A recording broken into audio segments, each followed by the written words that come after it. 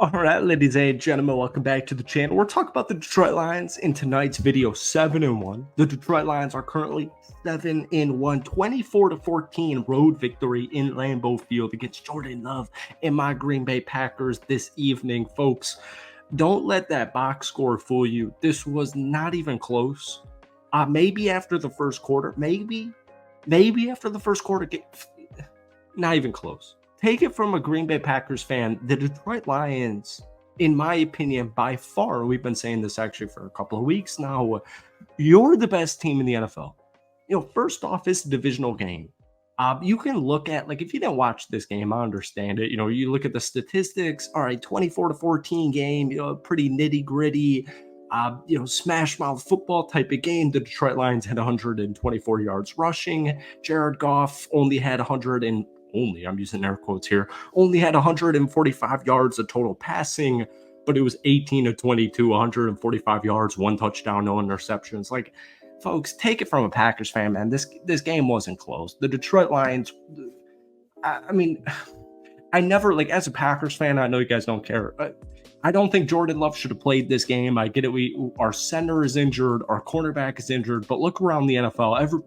Everybody is injured. Like, we're actually halfway through the season. Everybody's injured. Everybody's banged up in some way. But when you have these divisional games on the road, all I care about is a victory. And that's exactly what the Detroit Lions did today.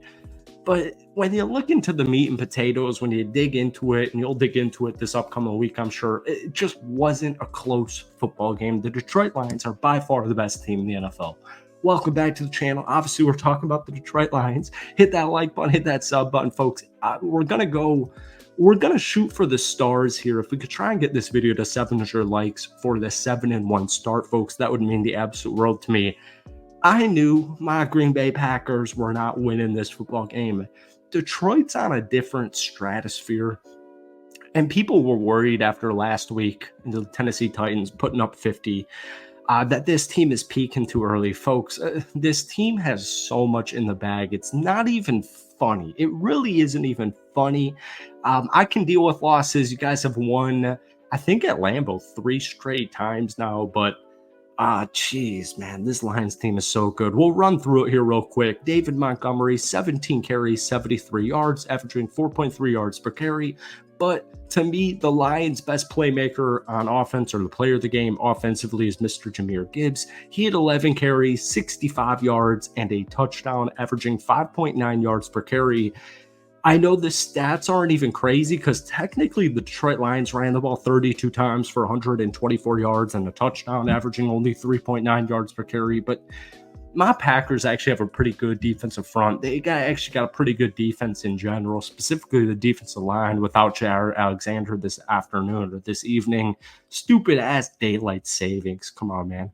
But I'm telling you, man, Jahmyr Gibbs in the first half, he can't be stopped. I mean, it's by far the best running back duo in the National Football League. Also, fun fact here, Jared Goff was only sacked one time this afternoon.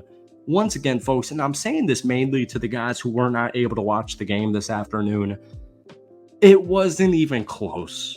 Jared Goff, 18-22, 145 yards, one touchdown, no interceptions, averaged 6.6 yards per completion. Take it from somebody who's freaking Packers fan. Jared Goff's unbelievable. I mean, he's having literally a career year.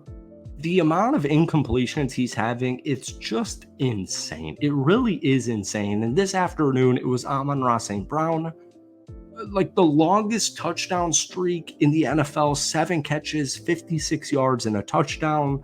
Outside of that, nothing too crazy. Laporta had 2 catches for 28 yards. Montgomery had 3 catches for 23 yards. Tim Patrick had 2 catches for 12 yards. Khalif Raymond a catch for 12 yards. Jahmyr Gibbs also had an 11-yard catch. This is one of those games truly where I think you had to watch it because as I'm saying this out loud, the stats aren't crazy.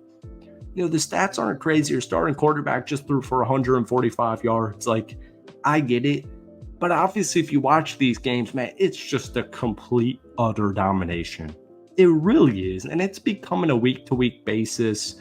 the Lions just threw up, 52 on Tennessee last week. Jared Goff threw for like 85 or 86 yards throwing. Like, no one's freaking out about Jared Goff. No one's freaking out about this Detroit Lions offense. But one thing that's really interesting is the defense. All right. Aiden Hutchinson, the league's best edge rusher, honestly, just to throw this out here, the league's best defensive player got injured a couple of weeks ago. And you guys have not lost a freaking football game since then. I made a Lions video a day or two ago talking about a couple of trade candidates because I do think, especially when you look around the NFC, like, it's not even close, folks. The Detroit Lions are the best team in the NFC. I get it. Kansas City is still technically underrated. I get it. Maybe they're number 2 to a lot of people, but I'm telling you, man, this Detroit Lions team, they're unbelievably good. They're unbelievably talented. They're unbelievably deep. And there's no Aiden Hutchinson. The Green Bay Packers have a solid offensive line. We were missing our center, Josh Myers, this afternoon. Doesn't matter, though. The Detroit Lions technically had 0 sacks. They had a pick 6 from Kirby Joseph, U of I legend. As a Chicagoland native, I literally love Kirby Joseph and what he's doing to this Detroit Lions team. I think he got his. I could have sworn it was his 6th interception today, but I guess it was only his 5th. It was a pick 6 right at the end of halftime. That was pretty much the game-clinching play that solidified this Detroit Lions victory.